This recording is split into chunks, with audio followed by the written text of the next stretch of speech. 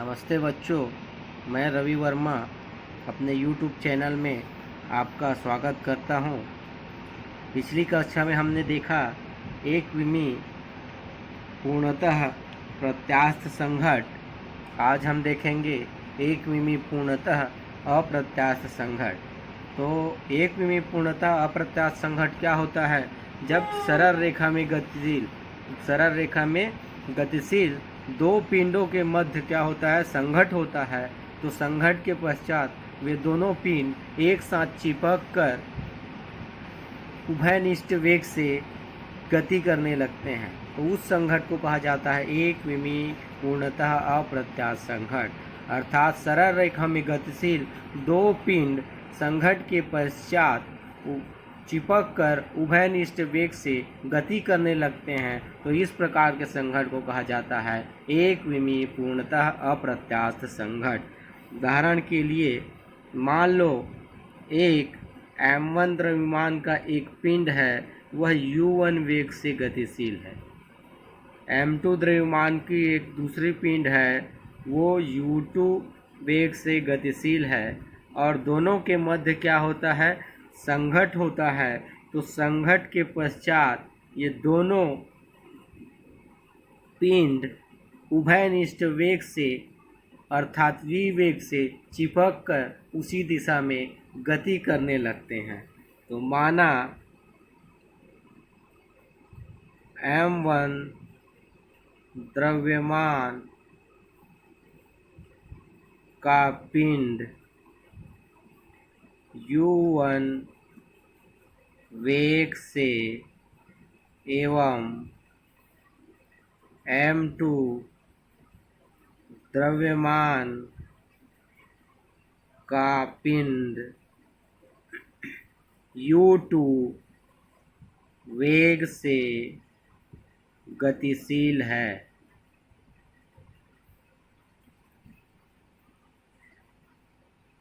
कुछ समय पश्चात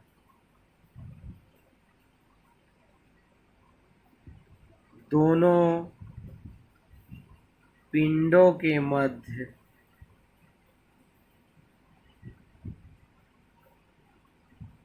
टकराव होता है, जिससे वह चिपक कर या फिर जुड़कर v वेग से गति करने लग जाते हैं। इसलिए संवेग संरक्षण के नियम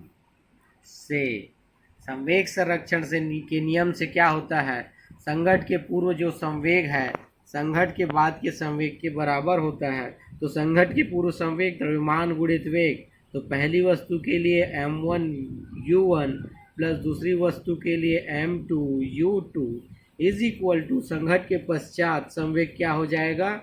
m1 प्लस m2 v, क्योंकि v क्या है? उभयनिष्ठ वेग क्या हो जाता है? उभयनिष्ठ हो जाता है। तो यहाँ से v का मान हम निकाल सकते हैं। v इज इक्वल टू क्या हो जाएगा? m1 u1 plus m2 u2 upon m1 plus m2। इस समीकरण की सहायता से हम संघट के पश्चात पिंडों की गति कितनी है उसको ज्ञात कर सकते हैं। ये हो गया हमारा समीकरण नंबर 1। अब जब दो वस्तुओं के मध्य संघट होता है तो गतिज ऊर्जा की क्या होती है? हानि होती है। तो कितनी गतिज ऊर्जा का क्षय होता है, आइए उसकी गणना करते हैं। तो गतिज ऊर्जा का क्षय या हानि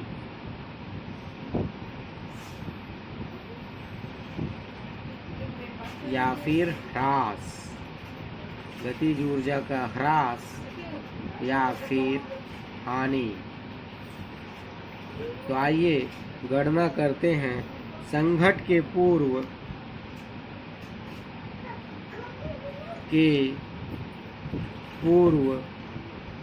कुल गतिज ऊर्जा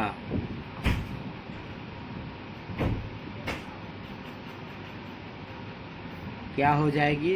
1/2 m1 u1 का स्क्वायर प्लस 1/2 m2 u2 का स्क्वायर।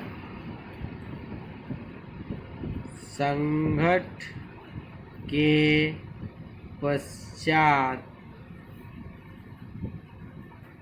कुल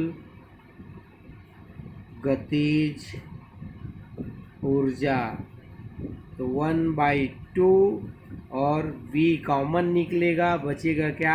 m1 plus m2।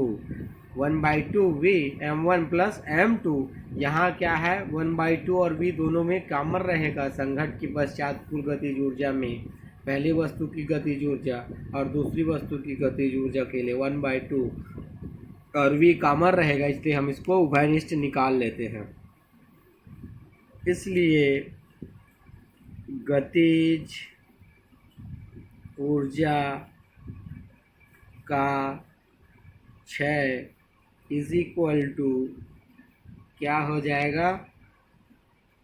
1/2 m1 u1 का स्क्वायर प्लस 1/2 m2 u2 का square minus 1/2 v m1 plus m2। तो del k is equal to, सभी में 1/2 है तो 1/2 को क्या निकाल लेते हैं हम? कॉमन निकाल लेंगे। तो 1/2 कॉमन निकलेगा तो अंदर बचेगा m1 u1 का स्क्वायर प्लस m2 u2 का स्क्वायर माइनस v का मान हमने निकाला समीकरण 1 से, तो v का मान यहाँ रख देंगे। तो v का मान है m1 u1 plus m2 u2 upon m1 plus m2 पूरे का स्क्वायर, क्योंकि यहाँ v का स्क्वायर है इसलिए, into m1 plus m2 is equal to 1/2। लघुत्तम निकलेगा तो उससे पहले ये एक स्क्वायर है, m1 प्लस m2 से एक m1 प्लस m2 कट जाएगा, तो हमारे पास हर में बचेगा m1 प्लस m2। यहाँ से m1 प्लस m2 का स्क्वायर है तो एक बार इससे कट जाएगा, तो क्या बचेगा? m1 u1 का स्क्वायर प्लस m2 u2 का square minus m1 u1 plus m2 u2 का square upon m1 plus m2। एक m1 m प्लस m2 इसके साथ क्या हो जाएगा? कट जाएगा और बचेगा हमारे पास m1 प्लस m2। अब लघुत्तम निकालेंगे। लघुत्तम निकालते हैं तो 1/2, ये निकला हमारा लघुत्तम m1 प्लस m2, और m1 प्लस m2 लघुत्तम निकला था, इसका इसके साथ गुणा होगा, तो m1 का m1 के साथ गुणा, तो m1 का स्क्वायर u1 का स्क्वायर प्लस m1 का m2 से गुणा, तो m1 m2 u2 का स्क्वायर प्लस अब m2 का गुणा होगा, तो m1 m2 u1 का स्क्वायर प्लस m2 का स्क्वायर u2 का स्क्वायर, m2 का इसके साथ गुणा, और a प्लस b का होल स्क्वायर, तो a स्क्वायर माइनस ओपन करेंगे तो m1 square u1 square plus m2 square minus m2 square u2 square, और ये हो जाएगा plus 2m1 m2 u1 u2,